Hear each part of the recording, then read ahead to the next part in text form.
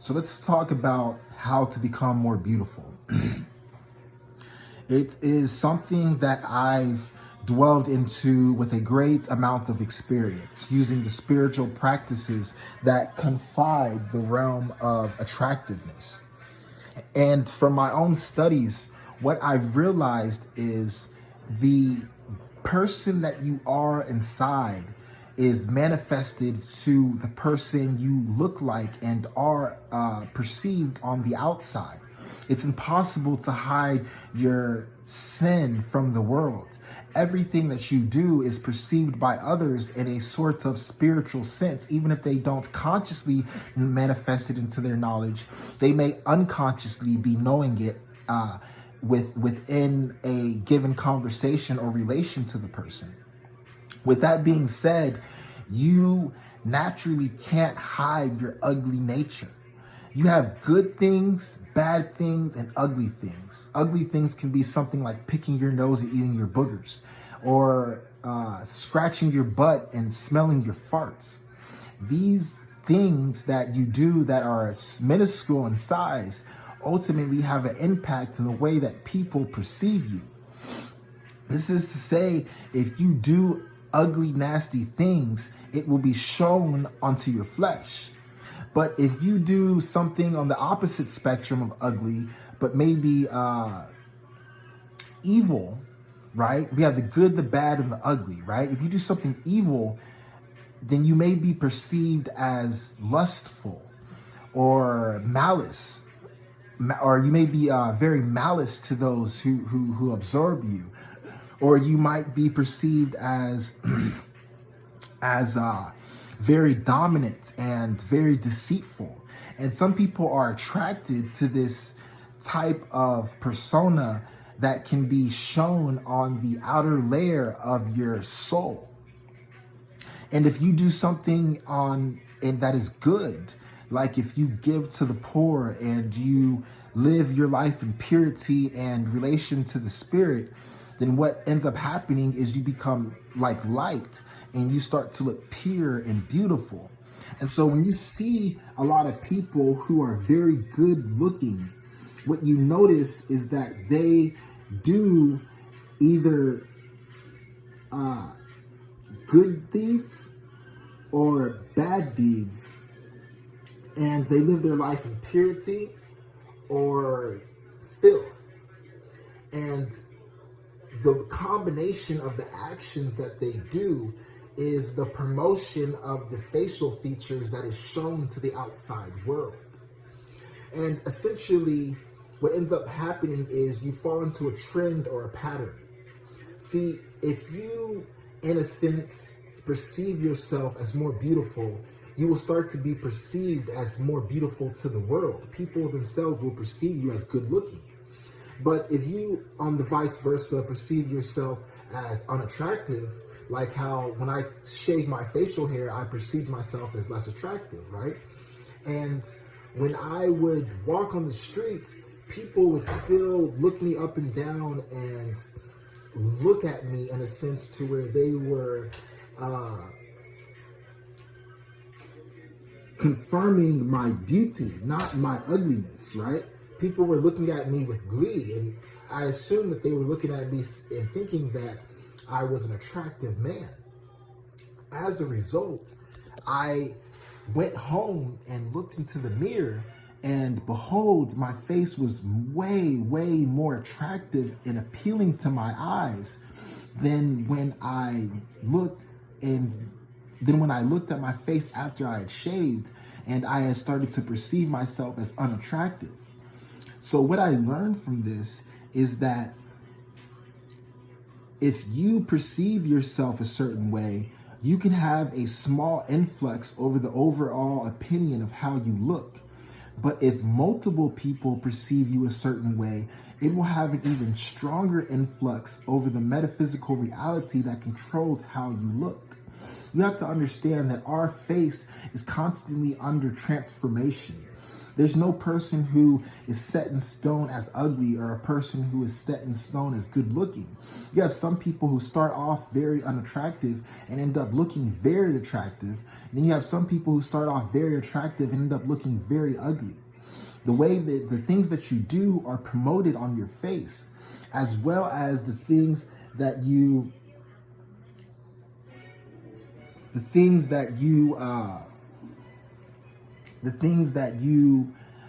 appeal to or spend your time with are promoted on your spiritual chakras and on your face. And people can tell an intellectual person from a person who doesn't dwell upon the higher workings of life.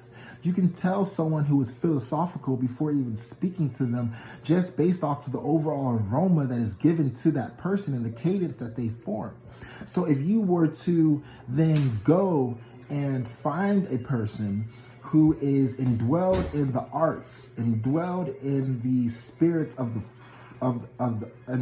fruits of the spirit, and indwelled in good behavior, what ends up happening is that this person becomes more attractive to the inner being that you have and the perception that you have on people. And what ends up happening is you then perceive this person as more attractive, as more glorious. And what you start to do is you notice the positive traits of their face and not the negative traits.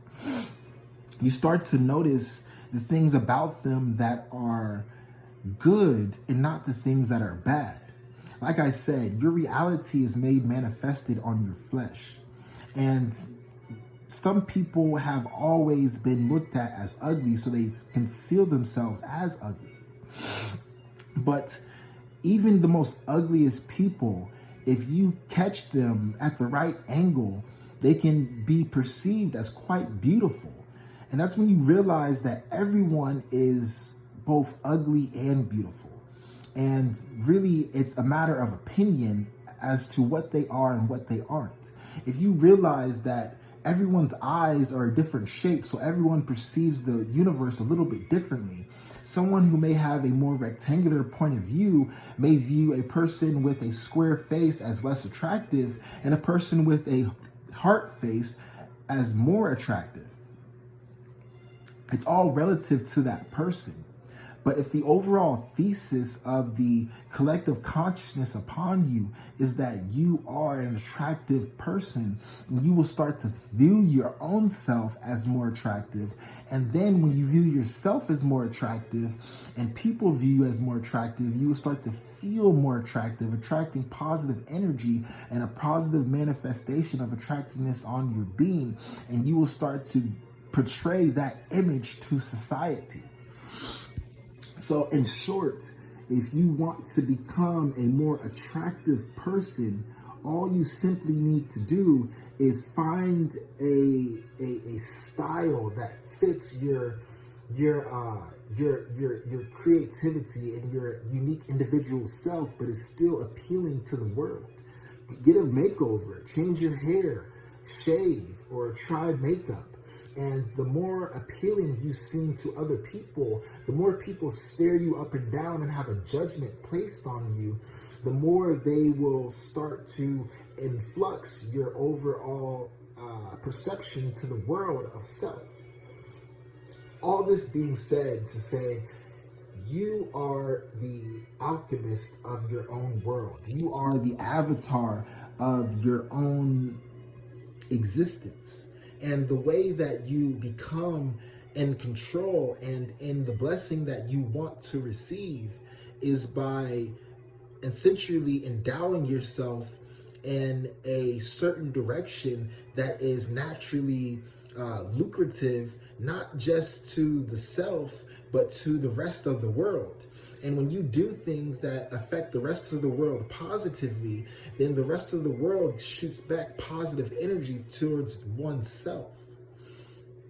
All this to be said to say, if you are perceived by people as an attractive, intelligent person just off your looks, then you will start to see that within yourself.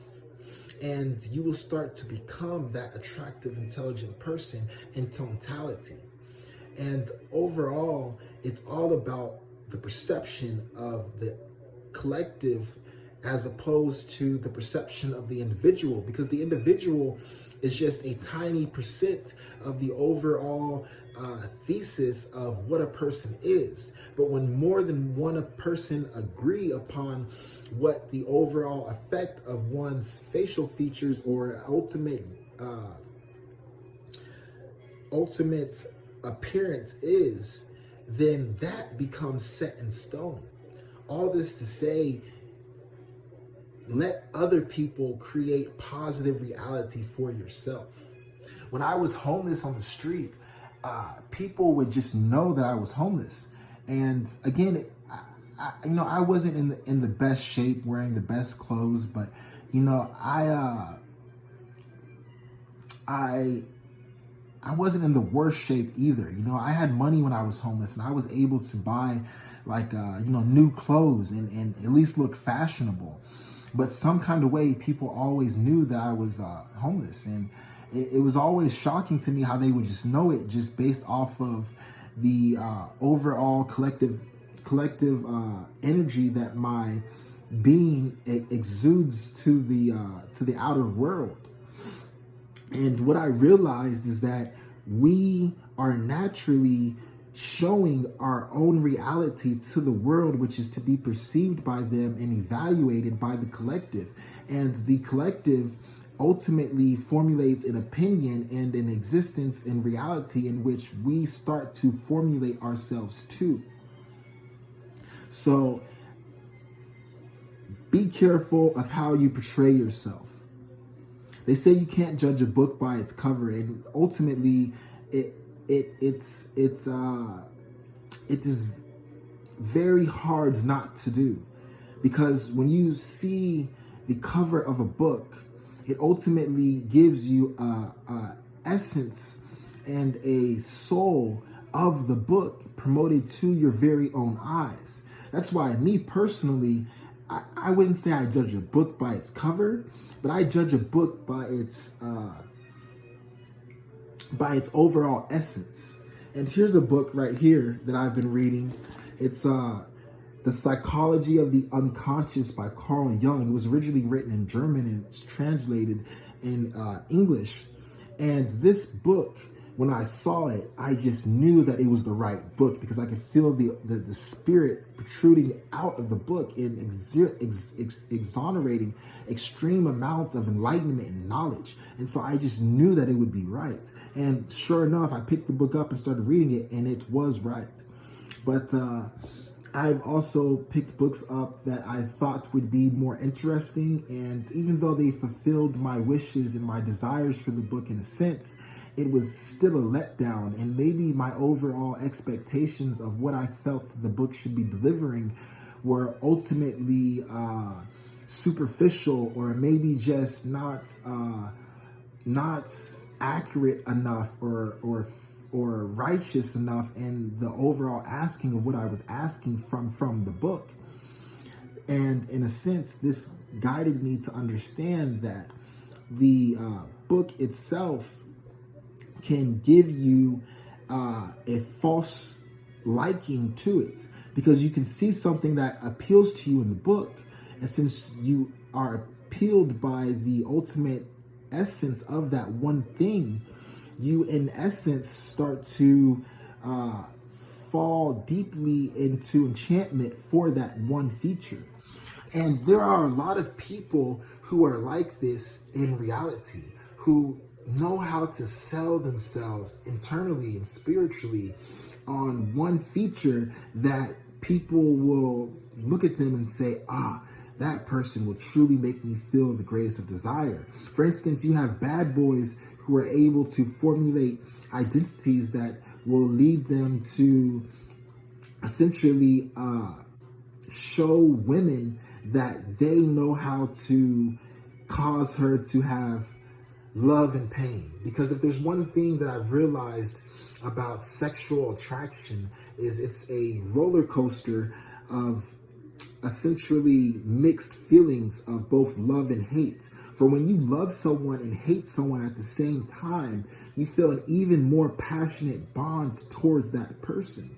And bad boys are spiritually able to convey this to women without the littlest of words. Just by their mere appearance are they able to show her that they're able to give her love and hate in the fullness of essences.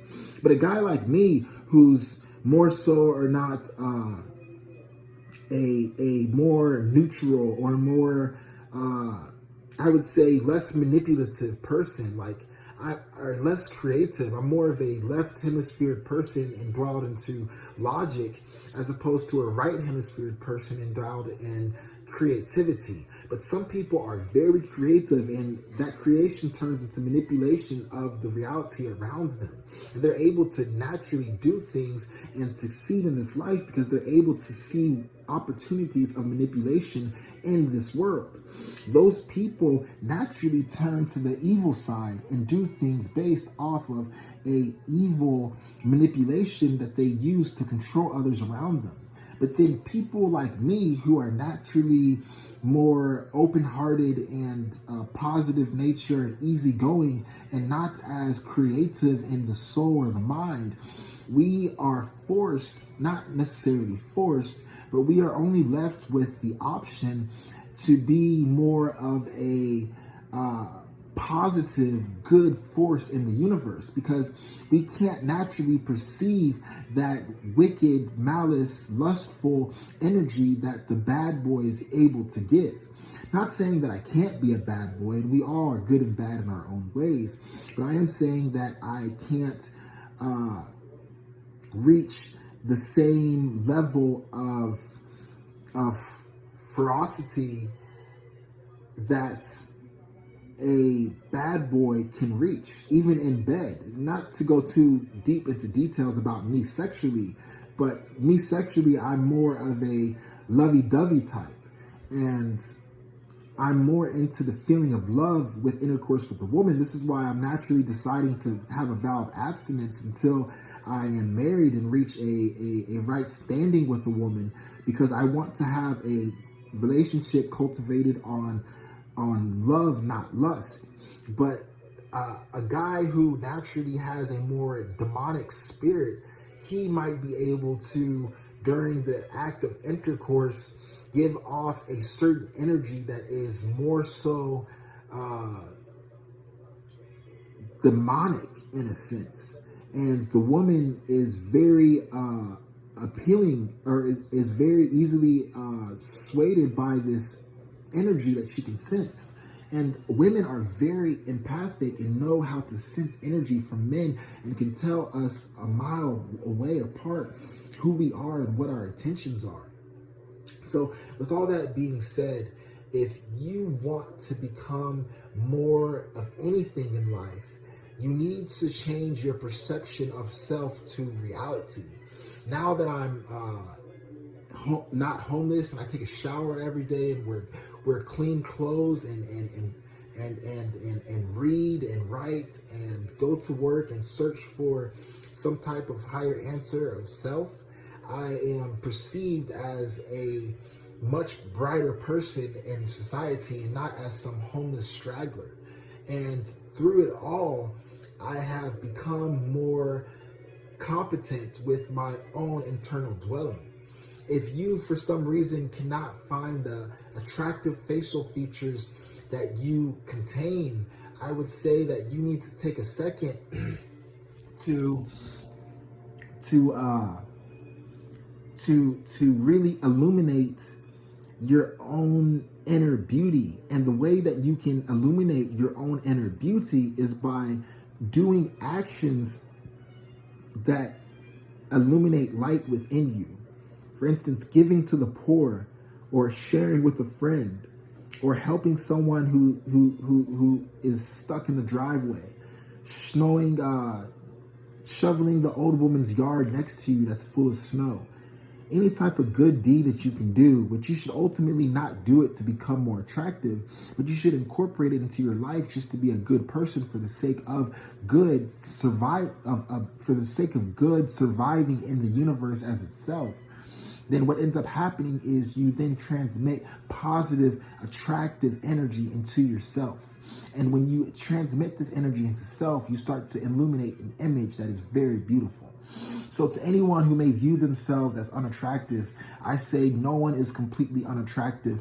Even the most weird, funny-looking person is someone's freaking fetish. You may think that you're unattractive to the scope of your own eyes, but in actuality, you are somebody's fantasy, and they're just waiting to find you. And the more you do to unite yourself with your destiny, the easier it will get to unite yourself to someone else's fantasy and fulfilling your desires in life. So this is a long video. I hope you guys liked it and learned something very intuitive and interesting and useful in a sense. And I hope you have a good day. Goodbye.